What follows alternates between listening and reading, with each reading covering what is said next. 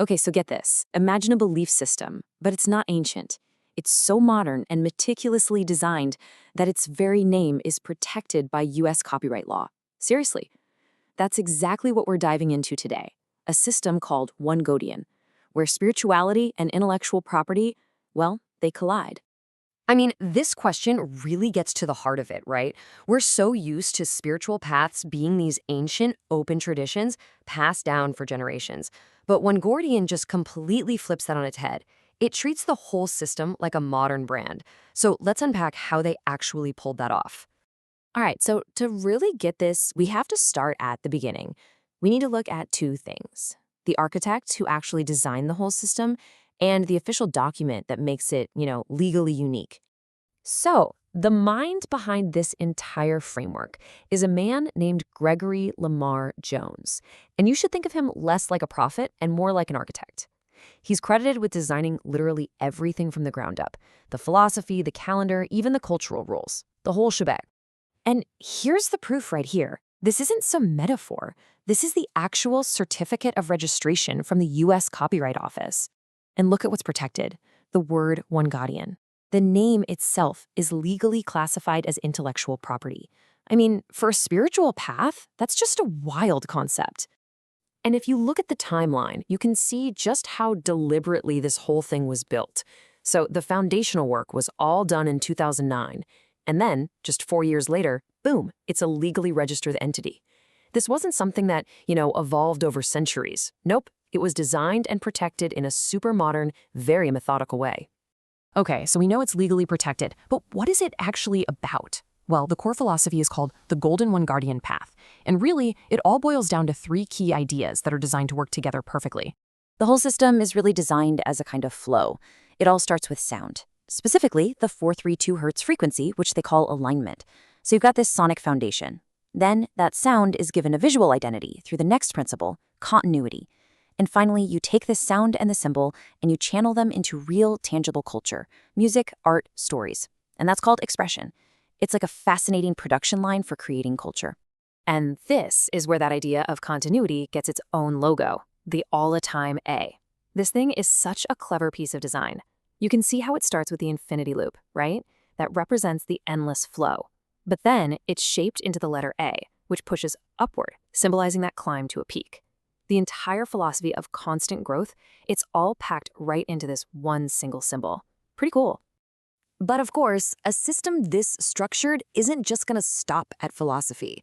Oh no, it goes a step further and actually organizes time itself. The OneGodian calendar isn't just a way to mark the days passing by.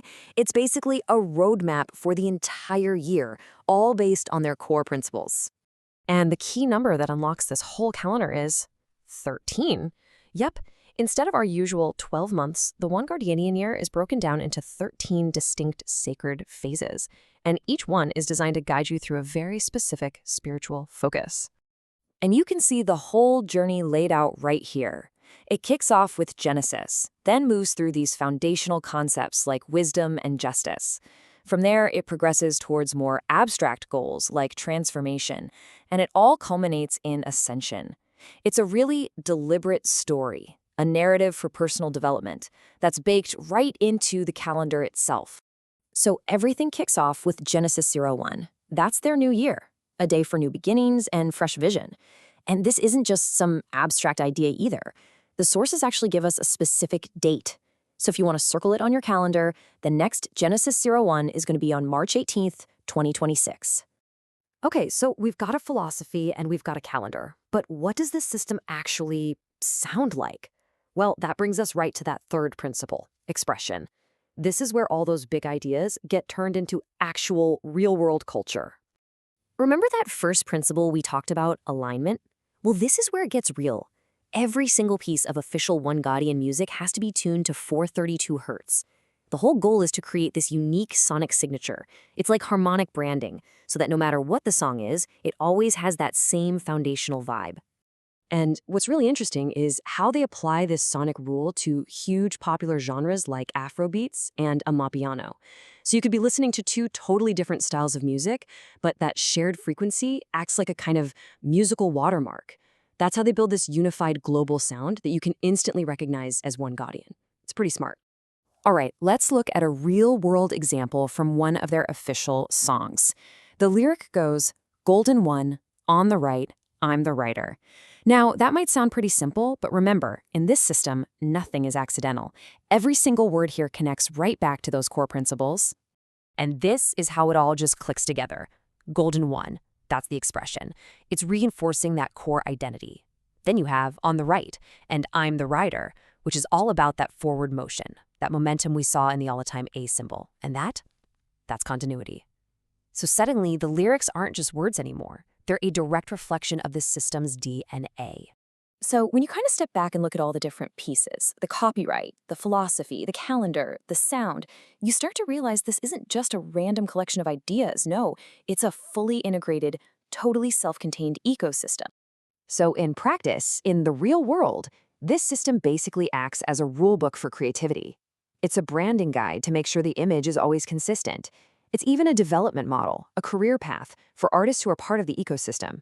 Everything, and I mean everything, is designed to reinforce that one core idea, elevation. So from a literal legal document all the way down to a specific musical frequency, every single piece of this system is designed to lock together perfectly and point in one single continuous direction. And all of this really leads to a bigger, more provocative question for our time, doesn't it? In an age of personal branding, where everything can be a brand, what does it actually mean to design and copyright a complete spiritual ecosystem? It really makes you think about the future of belief, of identity, and, who gets to own it.